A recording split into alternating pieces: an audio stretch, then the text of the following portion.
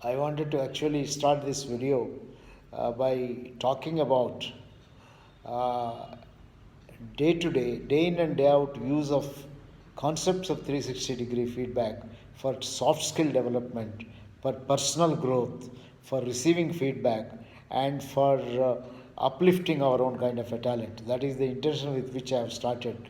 In the first part of this, I have given a big talk about how the 360 and other things came into existence. And I ended my previous video by talking about the importance of respecting every human being, irrespective of the kind of occupation or the kind of things that the other person is doing. Because all human beings are born talented. It's just the circumstances that make somebody a beggar, or a rickshaw puller, or a migratory labor, or a lift operator, or a managing director, or a scientist, or a politician, or a minister, and so on. These are just the circumstances. Otherwise, this mantle, this thing that is born, is all same, have very similar kind of capabilities. And we also have a very interesting drive. It's a drive of all human beings. All of us want to grow. To grow, to go up, is a part of our need. We want to be growing. There is this Maslow's need hierarchy which talks about once your basic needs are fulfilled, then you want to be secure, safe and secure. Once your safety and security is fulfilled, you want to have love and belongingness. Once that is also fulfilled, you want to have your other ego needs. You want status, you want fulfillment, you want recognition, you want achievement, you want power, you want control. All these social needs come into picture, and it start lifting up the individual. So I think the human being is constantly having a drive to lift up himself or herself. If that is the drive we have, how do we lift up? Now, what is lifting up? Lifting up also means discovering your talent and applying the talent. Lifting up involves constant discovery by applying yourself to different situations. Applying different situations means creating those situations to the extent possible. Wherever you can create those situations, you apply these. And it also involves not only creating situations and applying yourself, but also discovering by reflecting. If you have created a situation, you wanted to test yourself. Now, for example, you want to start a small business, a simple business, selling idlis, or organizing a group of people, taking a few cars on loan, starting some kind of a taxi service center, anything of that kind. Now, how good you are in managing this?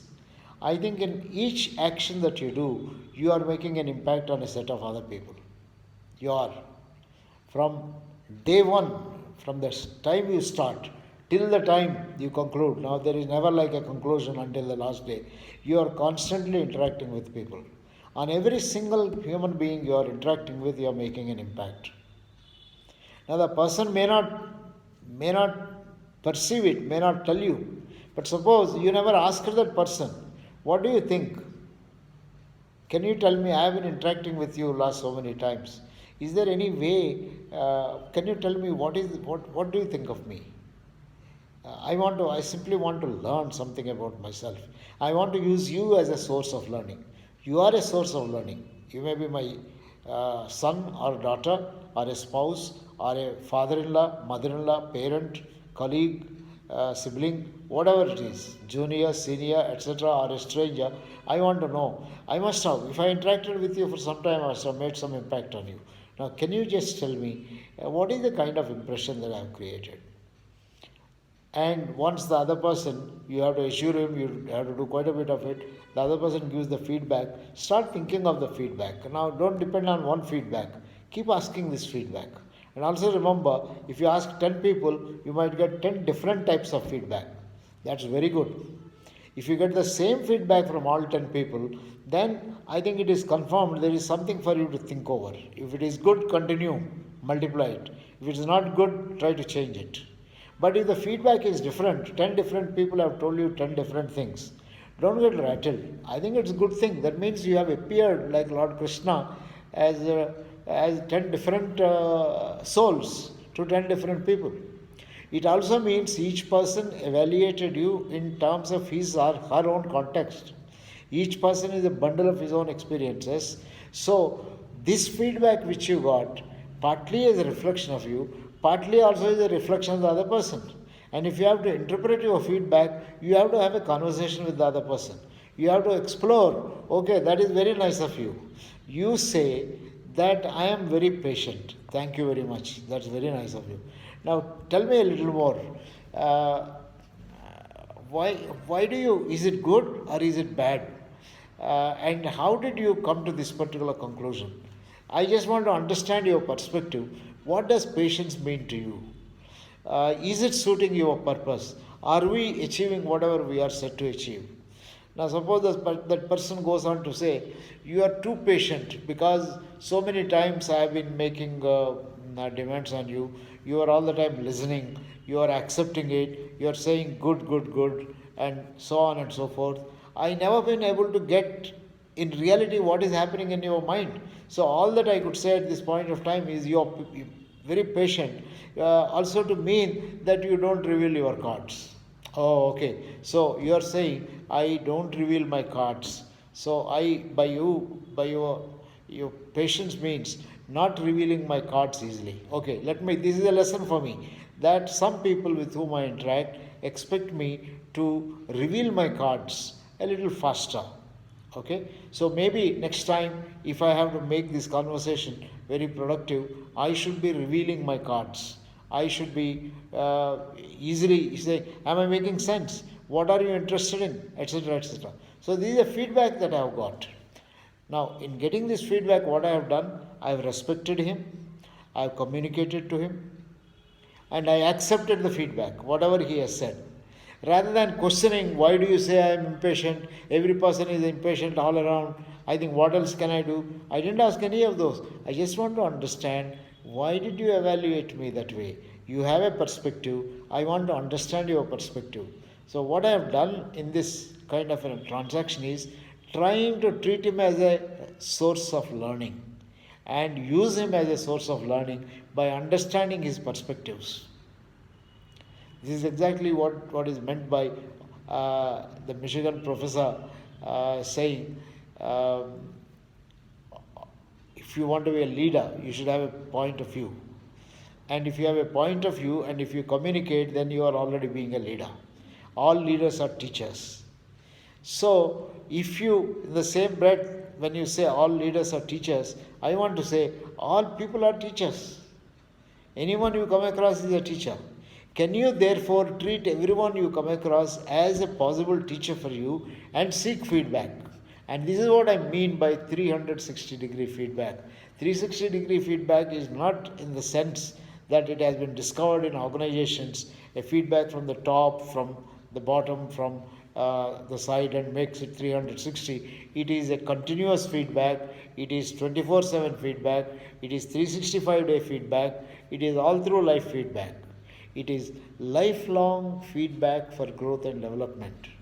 Lifelong feedback for growth and development. You want to give it acronym, you can give it lifelong feedback, LLFB,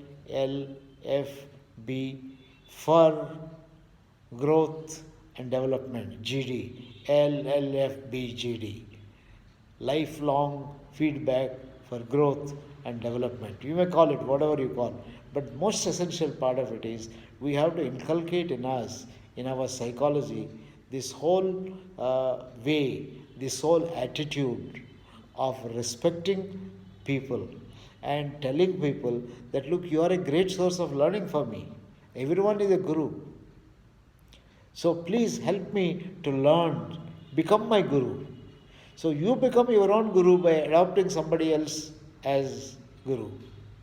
I am reminded of a wonderful story I read from Sudha Murthy about how she taught her grandmother, who was illiterate. She used to read the storybooks and others which she got from the library to her grandmother. And at one point of time, when I think a particular book, our grandmother was fond of Kashi Yatra, and it used to come from a magazine and then particular month when that magazine arrived but she was not there, her grandmother literally started crying because she can't read. So when Sudhamurthy went to her, her grandmother said that, look, please do me a favor, teach me how to read and write. And Sudhamurthy put her quite a bit of her effort and taught her how to read the book. And one fine morning, when the magazine arrived with Kashi Yatra, she was able to read it. And after reading, she went and touched the feet of Sudhamurthy, who was a child, who was a 12-year-old child or something like that. Grandmother touching the feet of the grandchild and saying, "You are my guru now." So I think there is a guru in everyone. There is a guru in everyone. I think we have to accept every human being as a possible guru. And once you accept every human being as a possible guru, then your entire lifelong learning through feedback for development becomes a wonderful kind of a thing. That is what I would say. I think for colleges and schools, if I have to suggest to schools and colleges, every child in the school should use feedback, interpersonal feedback from each other. It doesn't matter whether it's a stranger, it's a teacher, it's a peer, whosoever you have interacted with. It's not a bad idea once in a while. It doesn't mean that every Tom, Dick and Harry you keep asking. Although I am not against asking every Tom, Dick and Harry. You can ask everyone, it doesn't matter. But suppose you want to be selective, please, you can go ahead and be selective. Ask every person who you have interacted with, and ask that person, I want to learn something from you. I have interacted with you so many number of times. What are some of your thoughts about how can I improve myself? What do you see as my strong points? What are you impressed with? What are the areas where you think I need to? It doesn't matter. Be prepared. If that person says, I never looked at you that way, I have nothing to communicate. It's a good feedback for you. No, I think you are very articulate, etc., etc. Again, a good feedback for you. No, I think you are very reserved. Doesn't matter. Positive, negative, it doesn't matter. No positive remains forever positive. If you multiply the positive, it becomes more positive. No negative remains forever negative. If you work on it, it becomes more positive. From negative to positive, you move. And not only you work on it, some circumstances sometimes make something which appears as a negative to be a totally positive kind of a thing. So anything can be converted into a positive and so on. So, in order to build your positives, in order to discover your positives, it's very important to have lifelong feedback from multiple sources. Respect each person, treat each other human being as a source of learning. So that is why I'm starting this particular talk. Are you a source of learning? Can you learn from other people? Can you facilitate this kind of a learning? This is all that I try to do in 360-degree feedback. But unfortunately, some people have reduced 360-degree feedback to an annual or periodic evaluation system and have done the biggest damage to this. It is not an appraisal system. It is a feedback system for growth and development. And you don't need a 360 tool for this.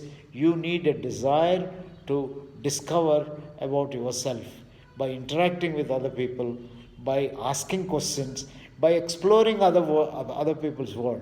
When you seek feedback, when the other person gives you a feedback, when you try to understand the feedback, by understanding the other person's perspective, you are learning a hell of a lot, not only about yourself, but about the other person.